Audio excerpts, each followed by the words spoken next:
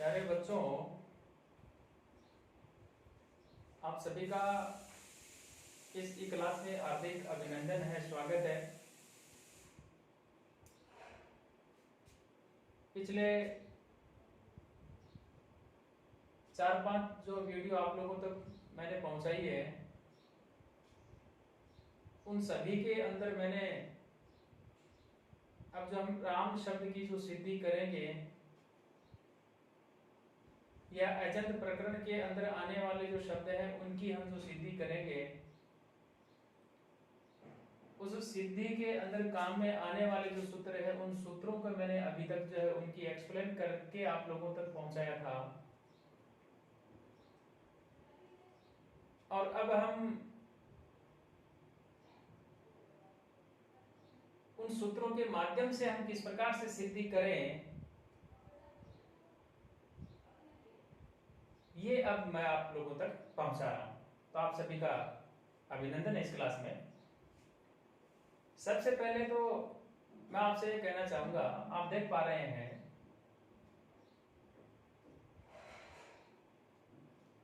कि ये जो सिद्धियां हैं,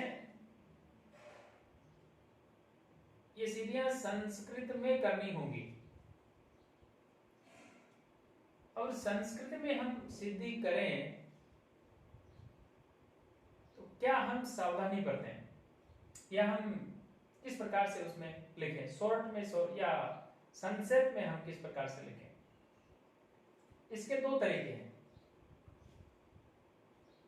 एक तो यदि आप चाहें तो सूत्र लगाने के बाद में इति लगाते जाइए और आगे जो भी प्रक्रिया हो रही है उस प्रक्रिया को लिखते जाइए। एक तो शॉर्ट तरीका ये है।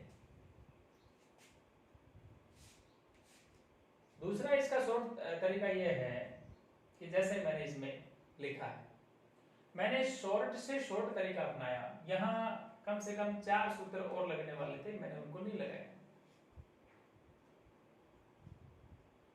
तो जब हम राम शब्द की सिद्धि कर रहे हैं और अर्थवत धातु न प्रत्यय प्रातिपदिकम सूत्रेण, प्रातिपदिक संज्ञा, राम शब्द की प्रातिपदिक संज्ञा हुई। प्रश्न यह भी पैदा हो सकता है कि अर्थवत धातु न प्रत्यय प्रातिपदिकम जो सूत्र है, इससे ही हमने राम शब्द जो उसकी प्रातिपदिक संज्ञा क्यों की। यदि हम चाहें तो यहां कृत तद्धित समासशास्त्र जो सूत्र है उस सूत्र से भी हम राम शब्द जो उसकी सिद्धि कर सकते हैं, क्योंकि राम शब्द में रम धातु है। तो अर्थवत धातु र प्रत्यय प्रातिपदिकम जो सूत्र है उस सूत्रेण यानी प्रातिपदिक संज्ञा हुई, तो स्थिति हुई राम। ये जो 2 नंबर का जो सूत्र मैंने यहां लिखा, सोजस और आगे डॉट डॉट करके और मैंने छोटा सा जीरो लगाया। इत्यादि सूत्रेण सुप्रत्यय, इत्यादि सूत्रेण सुप्रत्यय कृते, ऐसा भी हम इसको लिख सकते हैं। जो 21 प्रत्यय हमने याद किए थे, सु और जस है, अम और सस है, टाभ्याम विष है, उन प्रत्ययों का यहां वचन के अनुसार और विभक्ति के अनुसार ये सुप जो प्रत्यय है वह लगता है। तीसरा जो सूत्र आया, उपदेशेषु नासिकीते, सूत्र आप सभी के पढ़े हुए हैं। उपदेश अवस्था में जो अच होता है उसकी इत संज्ञा होती है, अनुनासिक इत। आपने देखा होगा, मैंने इसके ऊपर अनुनासिक का चिन्ह लगाया। हालांकि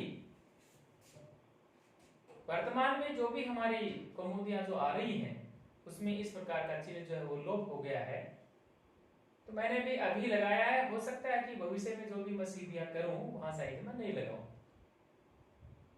तो उपदेशेषु अनुनासिक इत का मतलब ये हुआ सूत्रेण इत संज्ञा, कस्य इत संज्ञा, सुस्थाने अकारस्य इति संज्ञा अभवत्।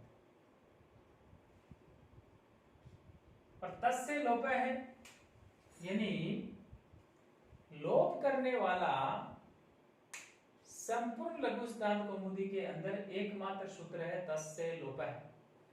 ये जो सूत्र है और ये जो सूत्र है, ये दोनों सूत्र मैंने आप लोगों को बताए हैं।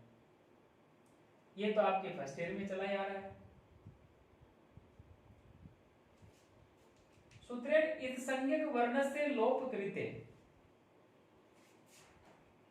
आप चाहे तो यहां लोप है स्यात् ऐसा भी लिख सकते हैं, लोप अभवत् ऐसा भी लिख सकते हैं, ये अपनी सुविधा है।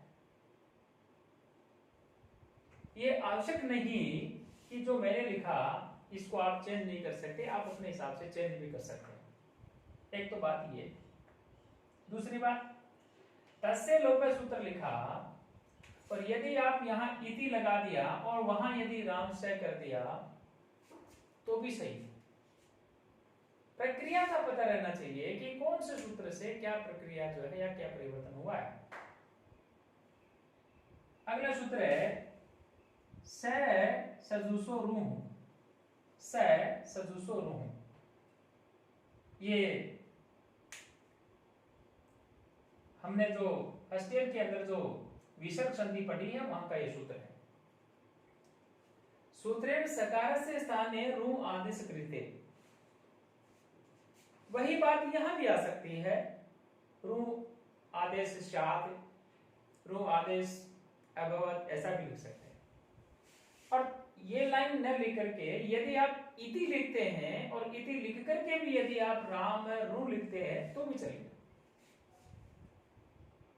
हर प्रकार से हमारे को पता रहना चाहिए कि सिद्धि हम करने जा रहे हैं, बाई चांस यदि कोई पैटर्न हमारे से छूट जाए तो हम वहां क्या संशोधन कर सकते हैं, क्या उसमें चेंज कर सकते हैं। जो यहां जो सूत्र आया और यहां जो सूत्र आ रहा है, मैं इसको लिखना नहीं चाह रहा था। क्यों? क्योंकि एक ही सूत्र बार बार आ रहा है। आप यहां चाहे तो चेंज भी कर सकते हैं। हो सकता है कि भविष्य में मैं जो सीधियां करूं वहां इन सूत्रों का बार बार मैं उपयोग न करूं, तो यहां एक लाइन और भी आप लिख सकते हैं। क्या? अनुबंध लोप कृते, यानी अनुबंध लोप करने पर। तो राम में रू जो हुआ है, यहां स के स्थान पे जो रू हुआ, र के अंदर स्थित जो ऊ है वो ऊ भी क्या है? अच है। अच का मतलब स्वर से है और कैसा है? अनुनासिक है। क्या हुआ उसकी? इत संज्ञा हुई। तो इति सूत्रेण इत संज्ञा कृते, इत संज्ञा करने पर। तस्य लोप है, जो यहां सूत्र आया था वो यहां है, जो इसका काम है वो ये काम करेगा। तस्य लोप है जो सूत्र है। इति सूत्रेण इत संज्ञक वर्ण से लोप कृते, लोप स्यात्, लोप भवत्, लोप भवति ऐसा भी हो आप लिख सकते हैं। यदि कुछ भी नहीं लिखे तो इति सूत्रेण या लोप है, इति लिख दिया और इसके बाद में यदि आप राम लिख रहे हैं तो भी कोई दिक्कत नहीं। विरामोऽवसानम् इति सूत्रेण अवसान संज्ञा अभवत्, अवसान संज्ञा कृते, अवसान संज्ञा स्यात्। तो राम र, यहां ये जो र है ये र आपको हलंत दिखेगा, राम र। और लास्ट का सूत्र आया खरवसानियो विसर्जनीय, खरवसानियो विसर्जनीय। यानी इति सूत्रेण रेफस्य स्थाने, ये जो रेफ था जो र है, रेफस्य स्थाने यानी र जो है विसर्गादेश कृते, विसर्ग आदेश करने पर क्या हुआ? राम रूप सिद्ध हुआ। तो इस प्रकार से जो राम शब्द है उस राम शब्द की स्थिति जो है आपको करनी है। अब राम के बाद में अन्य जो सिद्धियां हैं उनको हम यथास्थान करेंगे, नो डाउट। परंतु मैं आपसे ये कहना चाह रहा हूं कि थोड़ा थोड़ा अभ्यास आप भी करें। राम की जैसे हमने सिद्धि कर दी है, तो अब राम है, रामों की स्थिति कैसे होगी उसकी स्थिति आप थोड़ा आप भी अभ्यास करें। तो अकॉर्डिंग टू रूल्स, यानी परीक्षा का जो प्रोटोकॉल है, पाठ्यक्रम का जो प्रोटोकॉल है, उसकी यदि हम बात करें तो उस हिसाब से तो यहाँ इसके अंदर ये संस्कृत में स्थितियां जो है वो करनी होती है। फिर भी जैसे भी विद्यार्थी परीक्षा के अंदर करते हैं उन सबको हम जैसे तैसे कर करके उनको स्वीकार कर लेते हैं। हालांकि नंबर उनमें कम जरूर आते हैं लेकिन हम उनको मान लेते हैं। खैर जो भी है, आपको ध्यान ये रखना है कि आप जो ये जो सीढ़ियां हैं, इन सीढ़ियों को आप संस्कृत में ही याद करने का प्रयास करें। हालांकि समास की जो सीढ़ियां थी, समास वाली सीढ़ियां जो है वो हमने हिंदी में की थी, इनको आपको संस्कृत में करनी है। तो सभी विद्यार्थी जो है इनको याद करेंगे, और याद करने के साथ साथ में जिन विद्यार्थियों ने अभी तक इनको जो नोट करना शुरू नहीं किया है वो विद्यार्थी इनको नोट करना शुरू करें। धन्यवाद।